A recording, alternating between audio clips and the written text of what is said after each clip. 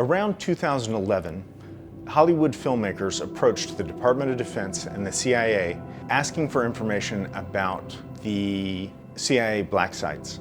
The DoD and the CIA, as part of a public relations campaign, provided information to the Hollywood filmmakers. What's so incredible about that is that those Hollywood filmmakers had access to information about Ammar al Baluchi's torture that we as his defense counsel still don't have.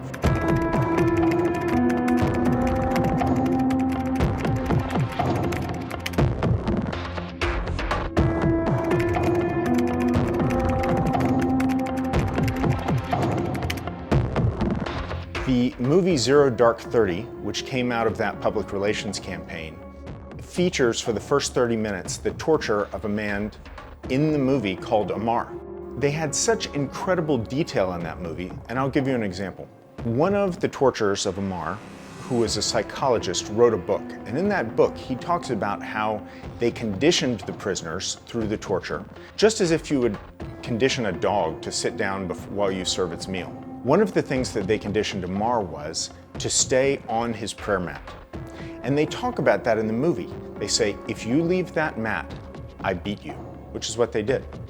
And to this day, in 2019, Ammar will not leave that mat. The first thing he does when he comes to a meeting with his attorney is set up his mat. The first thing he does when he gets up in the morning is sit on his mat.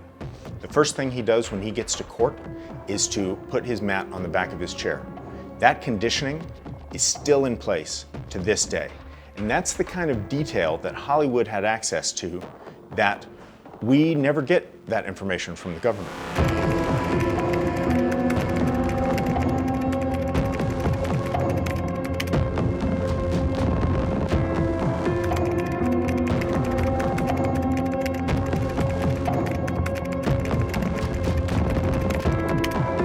The government provides us with watered down substitutes for that information, saying that the original information is too secret for even his own lawyers in a death penalty case to know.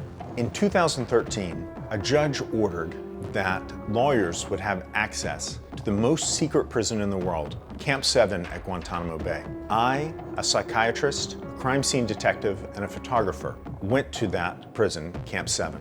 They put me in a van, blacked out all the windows, and hung garbage bags down in front of my face so that I couldn't see where we were going. They drove me around for 45 minutes on a small military base that you can't drive 45 minutes between any 2 points, so that I would be confused as to where we were and couldn't duplicate the route.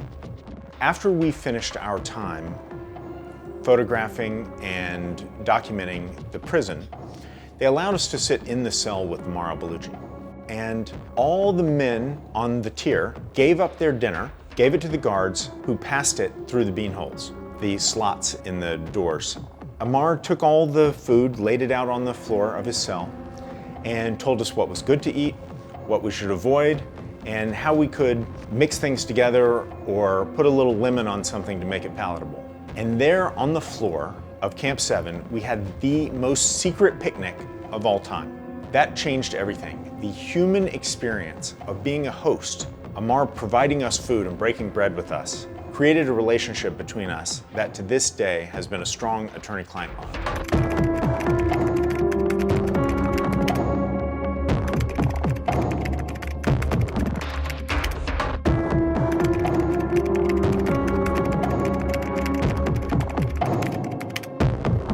Ammar al Baluchi is an incredible artist.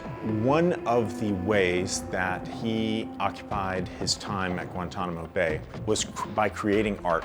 His most well-known artwork is called Vertigo at Guantanamo and is a complex and beautiful abstract painting which was intended to convey to his lawyers and others what it feels like to have a traumatic brain injury, what it feels like to get sucked into a vortex of confusion, lack of memory, and inability to process the world around him.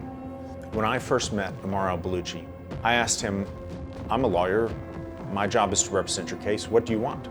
And his number 2 goal was to have the charges against him dismissed.